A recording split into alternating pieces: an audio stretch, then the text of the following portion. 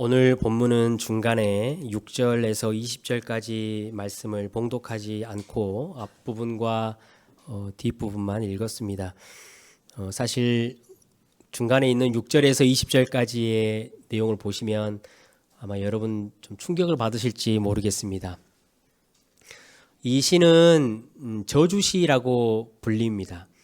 다윗이 저주의 기도를 했는데요. 많은 저주의 기도가 성경에 기록되지만 그 중에서도 압권인 기도입니다. 그래서 우리가 생각했을 때, 이게 다윗이 과연 이렇게 기도할 수 있을까라고 생각이 들 정도로 그런 무서움이 있습니다. 제가 몇 가지를 한번 읽어드릴게요. 다윗을 힘들게 했던 사람을 향해서 다윗이 하는 기도입니다. 사탄이 그의 오른쪽에 서게 해주십시오. 연수를 짧게 해주십시오. 좋은 말로 해서 연수를 짧게 해주세요라고 했지만 하나님에게 그냥 빨리 저 사람을 좀 내 눈앞에서 죽여주십시오라는 기도이죠. 그 자녀가 고아가 되게 해주십시오. 그 아내는 과부가 되게 해주시고 또 그 자녀가 빌어먹게 해주십시오. 자손들이 대대에 끊어지게 하시고 후대에 이름이 지워지게 해주십시오. 그 사람의 조상들이 지었던 모든 죄들까지도 그에게 덮어 씌워주시고 그 죄가 영영이 지워지지 않게 해주십시오라고 기도를 합니다. 여러분, 질문이 좀 많이 생기지요. 어떻게 이런 저주의 기도를 할 수가 있을까? 과연 우리도 그렇다면 이 저주의 기도를 할 수 있을까? 만약에 나를 힘들게 하고 나를 괴롭게 하는 사람이 있으면 그냥 다윗이 했으니까 이렇게 나도 쏘아서 기도를 할 수 있을까? 만약에 이런 기도를 할 수 없다면 왜 도대체 성경에 이런 말씀이 기록되어 있을까? 그리고 기도를 할 수 있다면 이렇게 저주의 기도를 우리가 이 저주의 기도를 어떻게 이해해야 될 것인가? 라는 아주 여러 가지 질문이 생깁니다. 여러분, 다윗의 인생을 한번 쭉 생각해 보시면 다윗은 정말로 고통스러운 인생을 살았습니다. 어릴 때는 자신의 형제들과 부모님에게 거의 인정을 받지 못한 사람이었죠.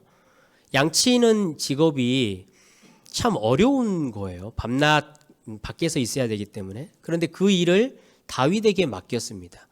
그만큼 가정에서 존재감이 없었던 다윗이었죠. 결혼을 한 이후에는 장인에게 배신을 당했고 또 자기 와이프에게도 배신을 당하고 무시를 당했었습니다. 자기 아들에게도 배신을 당했고 자기 조카이자 자신의 최측근인 장군이었던 요압에게도 배신을 당했습니다. 그뿐만이 아니고 정말로 하찮게 여겨지는 시므이나 나발 같은 사람에게도 다윗이 무시를 당했습니다. 우리가 읽었던 4절 5절 내용을 보니까 이 사람들에게 전부 다 다윗이 사랑을 주고 받고 선을 끼치고 했던 아주 가까웠던 사람이었다라고 이야기를 하고 있어요. 그뿐만이 아니고 여러분 7절과 8절의 내용을 한번 눈으로 봐보십시오. 오늘 읽지는 않았지만 거기에 이렇게 돼 있지요. 그의 기도가 죄로 변하게 하시며 라고 돼 있어요. 그러니까 다윗을 그렇게 힘들게 했던 사람이 기도하는 사람이었다라는 거예요. 그러니까 교회 공동체 안에서 같이 사랑을 주고받고 선을 베풀고 주고받고 하면서 기도를 나누고 했던 사람이었을 수 있다라는 거죠. 8절에도 여러분 한번 봐보십시오. 그의 직분을 타인이 빼앗게 하십시오라고 돼 있어요. 이 사람은 리더십이었던 거예요. 교회 공동체가 되었던 받게 되었던 어떤 사회적인 위치와 자리가 있었던 그런 사람이었다라는 거죠. 다윗은 까닭없이 배신을 당했고 무시를 당했고 공격을 당했습니다. 아마 이 과정을 경험을 해보신 분들은 아실 거예요. 이게 얼마나 고통스럽고 힘든 일인지. 다윗의 인생을 이렇게 살펴보면 누구보다도 다윗은 아마 지금쯤 정신병동에 있어야 될 사람일지 모르겠어요. 자존감뿐만이 아니고 지금 현대의 의학 용어로 말하면 공황장애뿐만 아니고 여러 가지 우울증에 시달리는 그런 사람이 되어야 마땅한 자이지요. 그렇지만 다윗의 인생을 우리가 잘 알듯이 다윗은 마지막까지 영적으로 육체적으로 아주 강건했습니다. 회복할 수 있는 탄력성이 굉장히 좋았던 사람이었죠.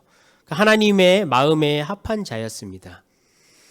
오늘은 저와 여러분이 이 다윗의 이 이야기를 좀 한번 해보려고 합니다. 우리가 생각했을 때 마땅히 망가졌어도 이상할 것이 없는 다윗의 인생이었는데 그 다윗의 인생이 어떻게 그처럼 영적으로 총명할 수 있었고 예수님의 표상이 될 만큼 그런 인물이 되었는지, 어떻게 자신의 인생의 그 무게들과 고통을 이겨냈는지 우리가 그 이야기를 좀 잠시 해보려고 합니다. 여러분, 다윗이 가장 괴로웠던 게 무엇이었던 것 같으세요? 오늘 2절 3절을 읽었는데요. 거기에 보니까 악한 입, 거짓된 입, 속이는 혀, 미워하는 혀 이렇게 돼 있어요. 모함을 당한 거죠. 누군가가 자기의 이야기를 거짓으로 하고 다니는 거예요. 어떤 사람이 자기가 했던 말을 비꼬아서 하기도 하고 은근히 자기를 무시하는 말을 하기도 합니다. 여러분 인생을 사셔서 아시겠지만 어떨 때 가장 아프던가요? 뭐로 맞은 게 가장 아프셨어요?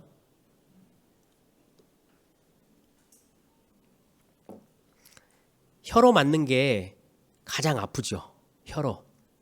몽둥이로 맞는 것은요 아프지만 한 2주 되면 그것도 사라져요.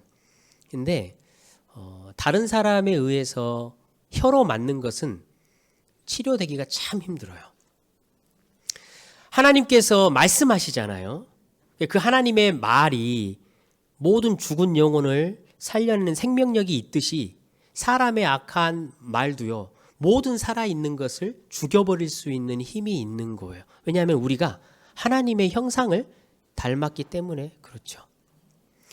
야고보서 3장 6절에 보면요 이렇게 기록이 돼 있어요. 혀는 불이래요. 불의의 세계다.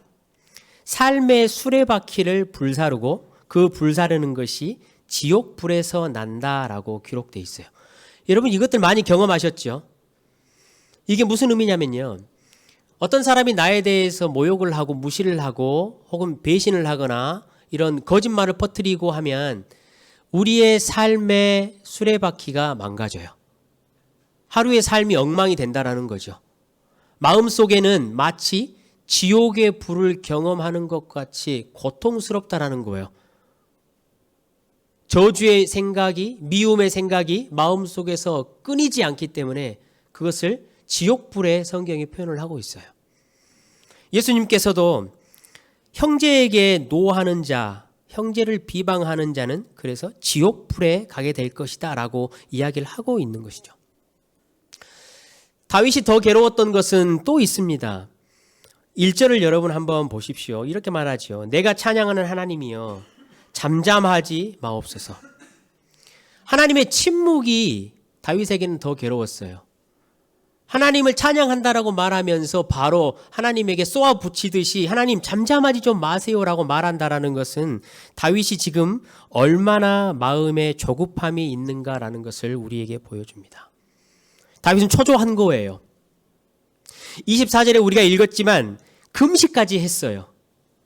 자기의 마음이 너무나 괴롭고 마음에 미워하는 마음과 저 사람을 저주해버리고 싶은 불과 같은 마음이 일어나서 그것이 해결되지 못하고 상황도 녹록지 않기 때문에 초조한 거예요. 하나님이 보이지 않았다라는 표현이 너무나 정확한 거예요. 하나님은 성도에게서 단 한순간도 떠나지 않고 단 한순간도 잠잠하신 적이 없지요. 그러나 다윗은 마음속에 일어나는 지옥불과 같은 그 불 때문에 하나님이 보이지 않는 것이었어요. 하나님이 침묵하는 것처럼 보였다라는 것이죠. 여러분, 그렇다고 다윗이 이런 기도를 하면 되겠습니까? 어떻게 생각하세요? 저는 충분히 기도할 수 있다고 생각합니다. 왜냐하면 이렇게 목회를 쭉 해가면서 겉으로는 그렇게 안 보이지만 마음속에는 그와 같은 저주와 미움과 비난의 마음을 가지고 있는 성도들을 많이 만나봤기 때문에 그래요. 겉에 보기에는 정말로 유순하셔요. 차분하시거든요. 아유, 목사님 오늘도 오셨네요. 근데 이렇게 상담을 하다가 좀 이제 좀 가까워지고 라포가 좀 생기면 어때요? 이제 말씀하기 시작하잖아요. 근데 한 성도가 저에게 쏟아놨던 그 장면이 저는 잊혀지지가 않아요. 얼굴을 부르르 떨면서 이를 꽉 물고 얼굴이 빨개져가지고, 목사님, 제가 예배 시간에 저기 있는 저 성도 죽었으면 좋겠어요. 내가 일어서가지고 가서 당장 죽여버리고 싶어요. 예배를 마치고 돌아가는데 하나님이 저 인간 죽여버렸으면 좋겠어요. 라고 저에게 고백을 했어요.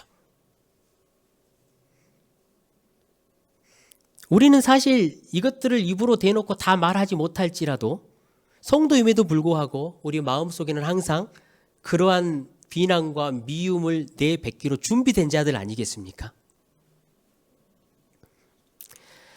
여러분, 이 문제를 어떻게 해결할 수 있을까? 많이 고민하셨죠. 다윗도 마찬가지였어요. 그 미움과 비난과 저주의 이 불이 꺼지지 않으니까 어떻게 해결할 수 없어서 딱 유일한 한 가지 방법이 있었던 거죠. 나는 기도할 뿐이다. 나는 기도할 뿐이다. 나는 기도의 사람이다라고 기도로 하나님 앞에 나아갈 수밖에 없었다라는 사실이에요. 근데 여러분, 다윗이 했던 기도에 가장 중요한 점이 있어요. 그게 뭐냐면요, 대적을 향해서 저주와 분노를 쏟았다는 것이 아니에요. 나를 모함하고 나를 배신하고 나를 욕하는 그 사람에게 저주를 쏟은 것이 아니고 자신의 저주를 누구에게 쏟았다라는 거죠? 하나님에게 쏟았다라는 거예요. 오직 하나님에게. 다윗이 기도했던 이 저주의 내용을 들어보면요, 그래서 하나님 이렇게 해주십시오. 하나님이 이렇게 해주십시오라고 기도를 해요. 내가 할 수 있는 것이 아니고 오직 하나님만이 할 수 있는 방법과 그 일로 해주십시오라고 기도를 해요. 하나님이요, 다윗이 이처럼 6절에서부터 20절까지 길게 기도할 동안에, 야 다윗 잠깐만, 너 어떻게 성도가 돼가지고 그런 기도를 나한테 할 수 있냐라고 하지 않으셨어요. 다윗이 자신의 속에 있는 것들을 다 꺼내놓을 때까지 끝까지 그걸 들으셨어요. 욥에게도 마찬가지셨죠. 여러분, 욥기 읽어보시면 어떤 느낌이 드세요? 왜 그렇게 똑같은 말을 반복하는지 모르겠죠. 친구들이 돌아가면서 똑같은 말을 반복해요. 욥도 마찬가지고. 여러분, 하나님이 끝까지 들으시는 거예요. 욥의 그 괴로운 마음, 욥의 정죄받는 마음, 욥의 비난받는 마음, 그것을 하나님에게 쏟아놓도록 하나님이 기다리시는 것이지요. 그래서 여러분, 다윗이 이런 저주의 기도를 했다라고 할 때 우리가 반드시 기억해야 할 핵심이 두 가지인 거예요. 첫 번째는요, 내가 이 저주스러운 마음과 저 상대에 대한 비난의 마음과 미움의 마음, 이것들을 저 사람이 아니고 하나님께 쏟아놓는 순간 하나님의 공의와 정의가 발동된다라는 사실이에요. 하나님이 그것을 다루기 시작하신다라는 사실이에요. 그게 첫 번째 여러분이 꼭 기억하셔야 될 것이고요. 두 번째는요, 다윗이 그렇게 하나님에게 자신의 그 불같은 마음을 쏟아놓고요, 그 상대편을 대해서는 마음을 내려놓았다라는 사실이에요. 그게 여러분 굉장히 중요한 일이에요. 다시 말하면 그 상대는 다윗이 마음에서 용서를 했다라는 의미이죠. 다윗이 제가 앞서 말씀드렸듯이 그토록 고통스러운 배신을 당하고 모욕을 당했음에도 영적으로 강건하고 하나님 앞에 합당한 소리를 들었다라는 이유가 여러분 거기 있어요. 성경을 읽어보시면 다윗은 여러분 가만히 두지요. 시므이가 저주해도 두고, 사울이 자기를 죽이려고 쫓아와도 두고, 아내가 뭐라고 말해도 두고, 가만히 두었어요. 대신에 하나님이 공의와 정의를 행하실 것이다라는 사실을 그냥 알릴 뿐이었지요, 상대편에게. 그러고 다윗은 그 마음에서 그것들을 다 내려놔 버렸어요. 그러니까 영혼이 총명해진 거죠. 성도 여러분 잘 아시지요? 내가 마음에 미워하는 마음과 저주의 마음과 분노의 마음을 가지면 누가 먼저 가장 손해를 보는 거죠? 너무 잘 아시고 계시네요. 내가 먼저 불이 타요. 내가. 그래서 성도가 너무나 쉽게 사단의 먹이가 되는 거예요.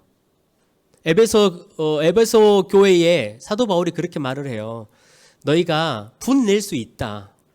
마음에 그러한 저주의 마음이 일어날 수 있다. 그러나 해가 지기 전에 그 문제를 해결하라는 거예요. 왜냐하면 그 뒤에 이렇게 말을 하죠. 그러므로 너희가 죄를 짓지 않고 사단의 올무가 되지 않기 위해서다라고 말씀을 하세요. 성도 여러분, 오늘 17절, 18절 안 읽었는데요. 한번 읽어볼까요? 우리 본문 한번 성경을 보시고 읽어보겠습니다. 17절, 18절입니다. 시작.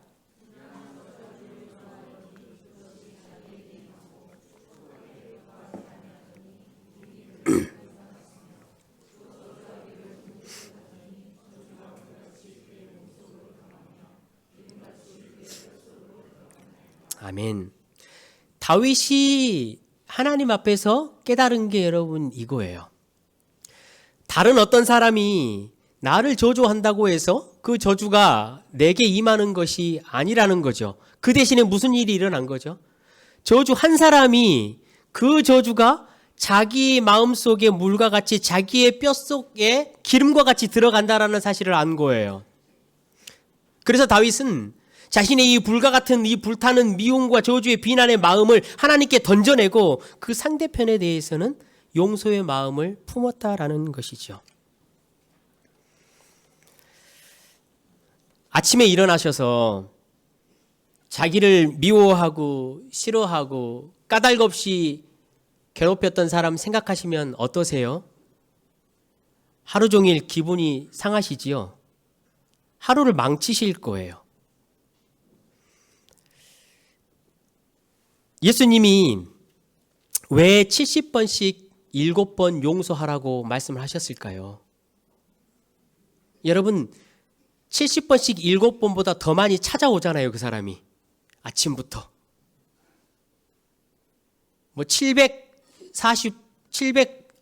490번인가요?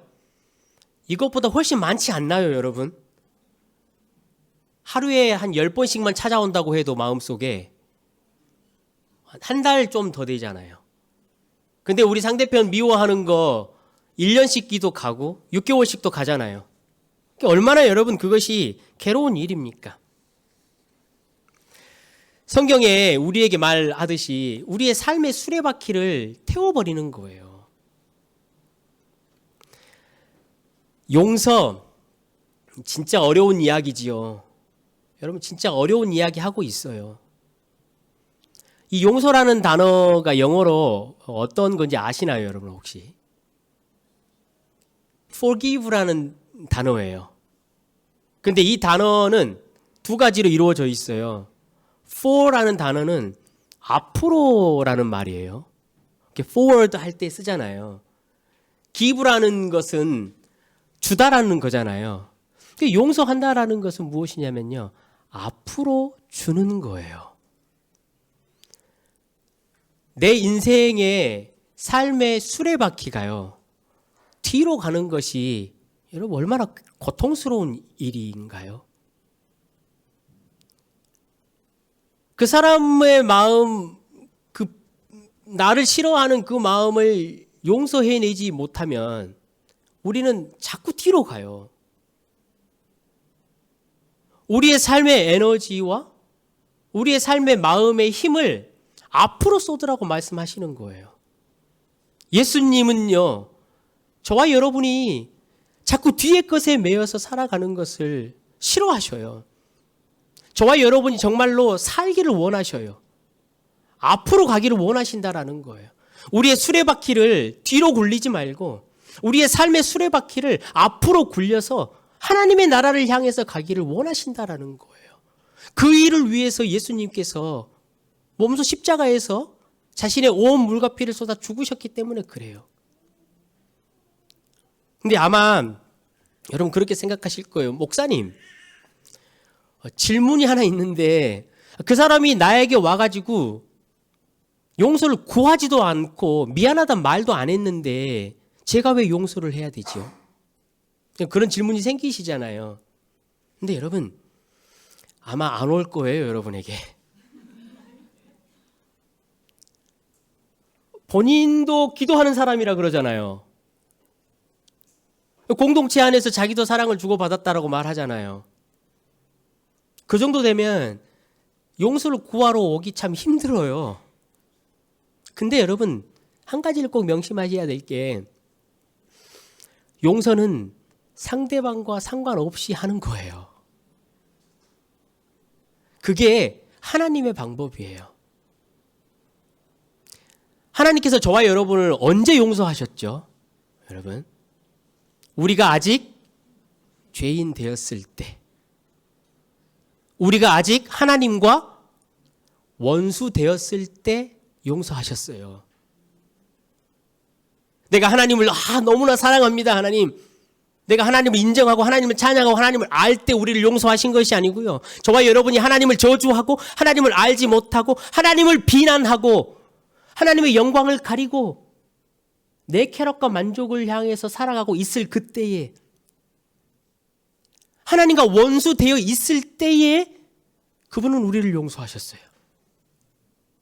왜냐니까 하나님이 저와 여러분을 생각할 때 자꾸 뒤로 가는 거예요. 얘가 무슨 죄를 지었네, 얘가 무슨 죄를 지었네, 무슨 죄를 지었네 하면서 하나님이 뒤로 가는 게 싫으신 거예요. 나는 이 자녀와 함께, 이 나주 교회와 함께 앞으로 가고 싶다라는 거예요. 각 마을에 있는 성도들과 함께 나는 내 수레바퀴를 굴려서 앞으로 가고 싶은 거죠. 그래서 하나님은 우리가 하나님 앞에 사죄를 하고 아무것도 하지 않았을 때에 저와 여러분을 용서하셨어요.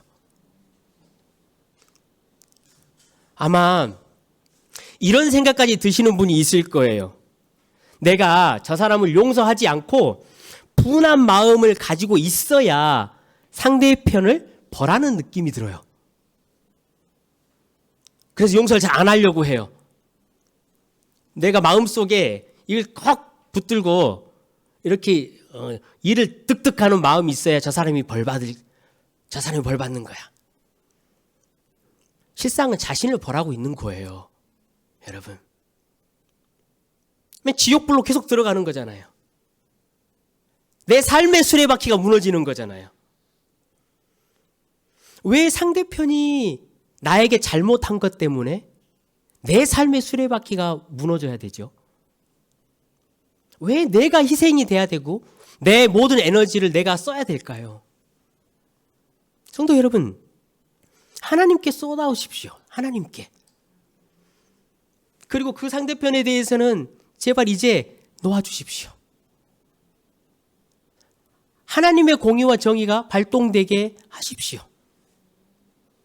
그런데요, 우리 인생은 너무나 완악해요. 그래서 어떤 생각까지 하냐면요, 용서를 진짜로 안 하려고 하는 마음이요, 저 사람이 나에게 와서 사과를 하지 않았으면 좋겠다는 생각까지 해요. 왜 그럴 것 같으세요?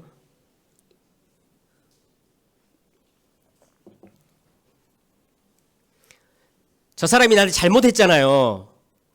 그러면 내 마음에 어떤 생각이 드냐면, 쟤는 도덕적으로 잘못됐어. 내가 옳아. 라는 생각이 들어요. 그래서 그 사람을 볼 때마다 자기의 옳음이 뿜뿜하는 거예요. 자기의 도덕성이 올라가요. 그러니까 저 사람이 나한테 진정으로 사과하러 오지 않기를 바라는 거죠. 와서 사과를 하면 이제 내가 뭘 못하죠? 그 사람 욕을 못해요. 그러니까 내 잘남과 내 도덕성 높음의 그 은밀한 즐거움을 못 즐기는 거예요. 그러니까 저 사람이 눈치를 딱 보고 사과를 하러 올 것 같으면 도망가는 거예요. 너는 나에게 계속해서 저주를 받는 자가 되어야 돼. 성도 여러분, 오늘 이제 그 지옥불에서 나오십시오. 좀 정리하십시오. 죄 아래로 다시 팔려가지 마십시오. 예수님께서 인류 역사상 가장 큰 고난을 당하셨고 배신을 당하셨어요. 예수님은 사랑만 하신 분이었잖아요. 예수님은 선만 베푸신 자였어요. 그런데 정말로 까닭없이 배신당하고 고통당하셨어요. 그분이 빌라도 법정 앞에 서셨잖아요.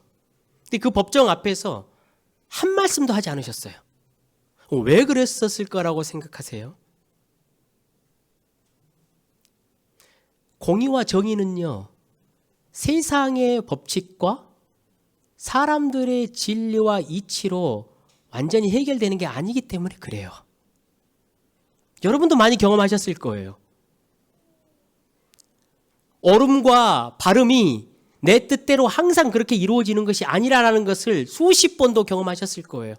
그래서 예수님께서 세상의 법정에서는 입을 다무시고 오직 하나님의 법정에서 오직 하나님의 공의와 정의만이 완성될 수 있도록 바라시며 입을 다무셨던 거예요.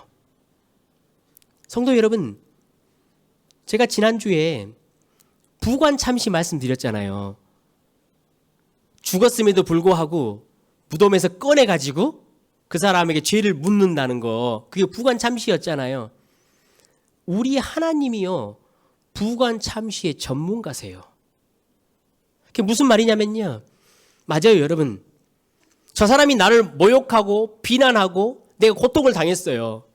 근데 용서해 주려니까 마음이 도저히 불가능하잖아요. 그런데요 여러분, 공의와 정의를 하나님께 맡기세요. 이 땅에서 안 이루어질 수 있어요. 그럼 언제 이루어져요? 예수님이 다시 재림하실 때예요.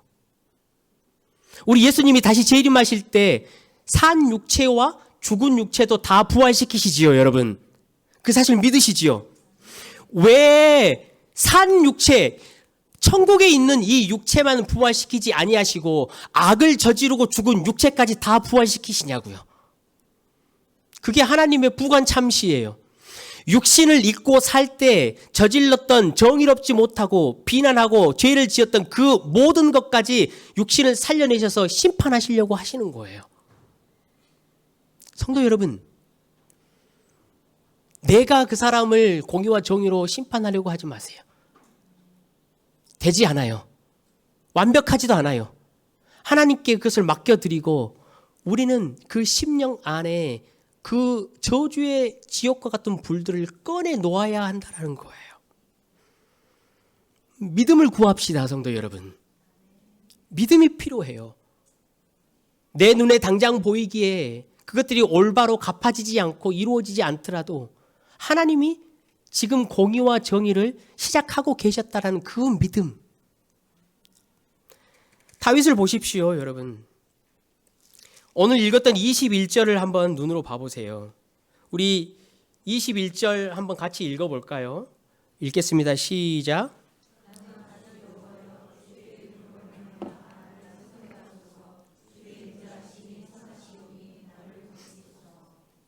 여러분, 다윗의 분위기가 완전히 반전됐죠. 그전에는 너무나 조급하고 그전에는 마음이 초조했지만 하나님 앞에 그 저주의 마음들과 비난의 마음들 다 쏟아놓고 나니까 드디어 하나님이 보이기 시작한 거예요. 드디어 예수 그리스도의 인자하심과 그 여호와의 이름이 생각나게 된 거예요. 28절도 여러분 내려와 보십시오. 28절도 눈으로 한번 같이 읽어보겠습니다. 시작.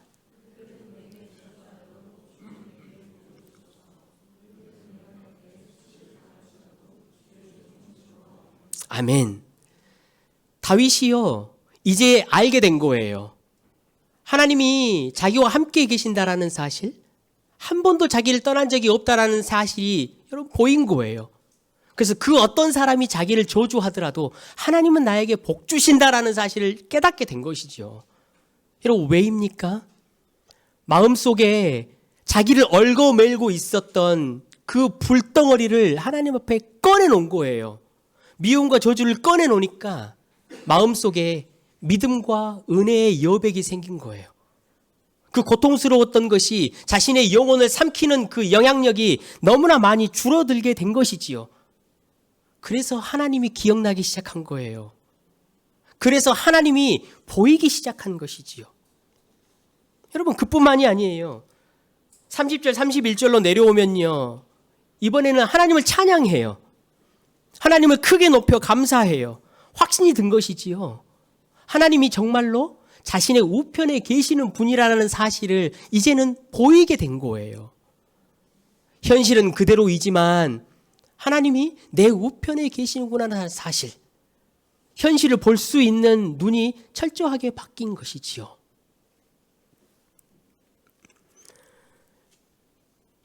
제가 캐나다에서 사역을 할 때 희망의 집이라고 그 홈리스 분들을 사역하시던 선교사님이 계셨어요.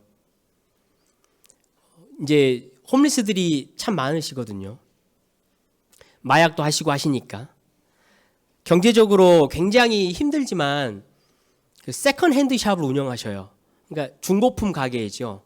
여기 아름다운 가게 같은 거예요. 제가 이제 아름다운 가게에서 좀 이렇게 봉사를 좀 하고 있는데, 아름다운 가게는 퀄리티가 굉장히 좋은 거예요. 근데 거기 이제 캐나다에서 사역하시는 그 가게는요, 퀄리티가 낮아요. 근데 그것을 그 선교사님이 주변에서 이렇게 도네이션을 다 받아가지고 정리를 해서 그것을 판매를 하셔서 그 돈으로 가족도 생활하시고 홈리스 분들, 마약하시는 분들 식사를 대접하시는 사역을 하셔요. 그래서 제가 그 선교사님을 뵐 때마다 야, 어떻게 저렇게 하는 사역이 정말로 가능한가? 라는 존경감이 계속 들었었어요. 저희 교회에서도 함께 선교를 하고 이제 크리스마스 시즌이 되면 양말을 준비해가지고 한 뭐 500개, 600개 해서 홈리스 분들 이렇게 나눠주는 그런 사역에 그 선교사님하고 같이 했었는데요. 그 선교사님과 이야기를 나누다가 그 선교사님께서 저에게 한 이야기를 해주셨어요. 그게 뭐냐면 어느 날 이제 홈리스 분들이 식사 제공하잖아요. 식사를 막 준비해가지고 하고 있는데 한쪽에서 소란하게 싸우는 소리가 막 나는 거예요. 욕도 막 나오고 하는데 어떤 한 분이 그 식사가 이제 샌드위치가 나오잖아요. 그 빵을 받아가지고 벽에다가 딱 던져가지고 빵을 팍 터뜨려 버리는 거예요. 그래서 막 욕하면서 내가 언제까지 이걸 먹어야 되냐고, 내가 이딴 거 먹으려고 여기서 계속 이러고 있는 줄 아냐고 막 그러는 거예요. 근데 이제 그 빵을 던진 분, 욕한 분이 누구셨냐면 그 선교센터에서 그 선교사님하고 오랫동안 같이 이렇게 생활을 하고 같이 봉사하고 잘 알던 분이에요. 홈리스 분이셨지만 와서 봉사하시는 분들이 많이 계시거든요. 오랫동안 했는데 그분이 갑자기 빵을 딱 던지면서 그렇게 하니까 선교사님이요, 마음에 깊은 절망이 오신 거예요. 그 사역의 회의가 오신 거예요. 그러던 마음에 분노가 일어나는 거예요. 아니, 내가 지금 어떻게 해서 너희들을 먹이는데 온 동네 돌아다니면서 신발, 물건들 다 끌어모아가지고 닦고 빨고 씻어서 좋게 해가지고 사람들한테 2달러, 3달러에 팔아가지고 하대를 받으면서 이걸 내가 팔아서 너희들을 먹이는데 어찌 너희들이 나한테 이럴 수 있냐라는 심정이었다라는 거예요. 괴로운 마음이요, 금방 가시지가 않아요. 여러분 가시겠어요? 이 배신감이 기간이 좀 오래 간 것 같아요. 근데 어느 날 이제 그날도 선교사님이 식사를 준비하고 계셨대요. 빵을 만들고. 그런데 좀 한 남루하게 옷을 입은 분이 식사를 제공하기 전 한 15분, 20분 전에 먼저 오신 거예요. 이 선교사님이 그 먼저 온 사람을 보니까 마음에 갑자기 화가 팍 오른 거예요. 아니, 시간도 안 됐는데 또 와서 밥을 달라 그런다고. 가지고 시간 안 됐으니까 나가라고. 시간 안 됐으니까 조금 이따 오라고 그 사람을 거의 밀어넣듯이 내보낸 거예요. 그 사람은 아니라고 잠깐만 내가 할 말이 좀 있다고 할 말이 있던 필요 없다고 나가라고 내쫓아버린 거예요. 그리고 선교사님은 씩씩거리면서 오셔가지고 빵을 또 만드신 거죠. 나갔던 사람이요 잠시 잠깐 있다가 다시 들어왔어요. 그래서 선교사님을 부른 거죠. 선교사님을 딱 정면으로 보고요 봉투를 하나 딱 들었어요. 이렇게 선교사님 보는 앞에서 봉투를 쫙 찢어서 탁 던지고 나가버린 거예요. 이 선교사님이 의아해하셨을 거 아니에요. 저게 뭘까? 그래서 한참 있다가 가볼까 말까 하다가 가서 봉투를 열어봤는데 그 안에 3,000불짜리 수표가 들어있었던 거예요. 3,000불짜리.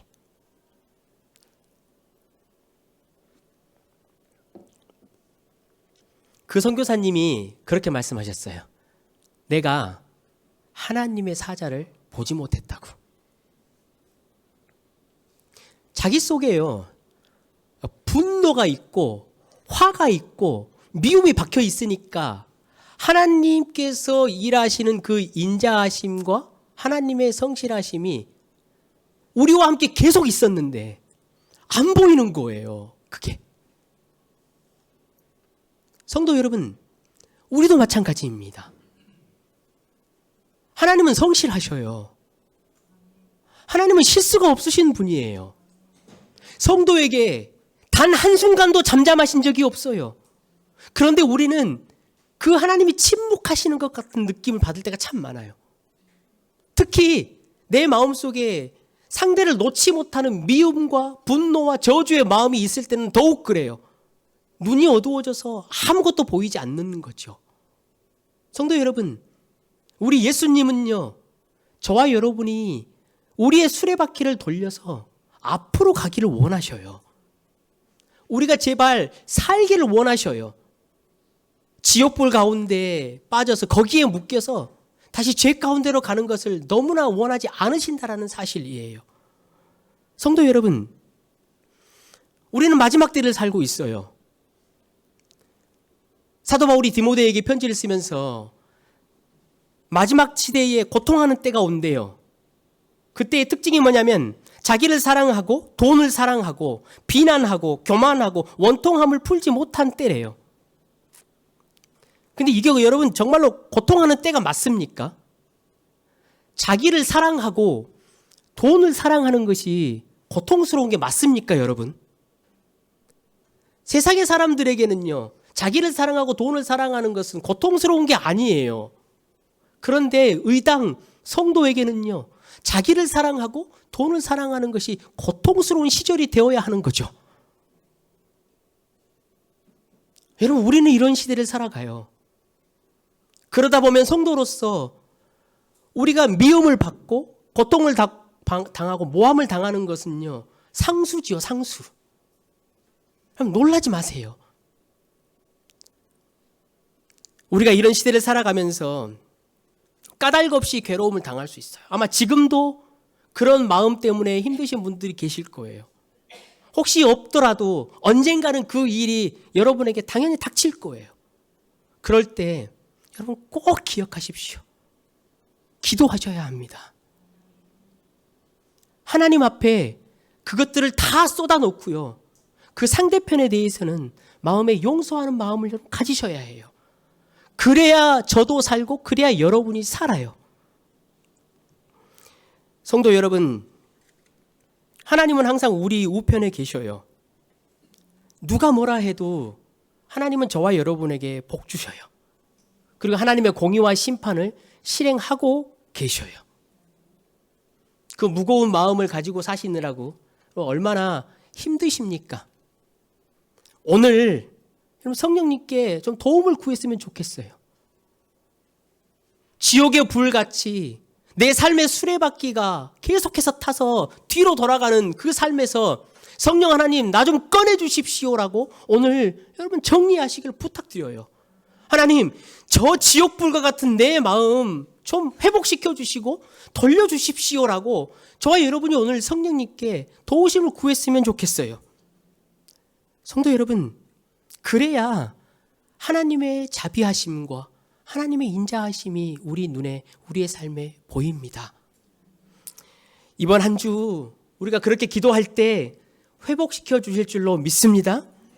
하나님이 그렇게 기도하는 자에게 그 10년 가운데 새로운 창조를 일으켜 세워주실 줄로 믿습니다. 우리의 어둠을 쫓아내고 지옥불과 같은 비난을 쫓아내고 새로운 마음으로 우리의 삶의 수레바퀴를 앞으로 돌려나가시는 한 주 되시기를 주님의 이름으로 간절히 축원합니다.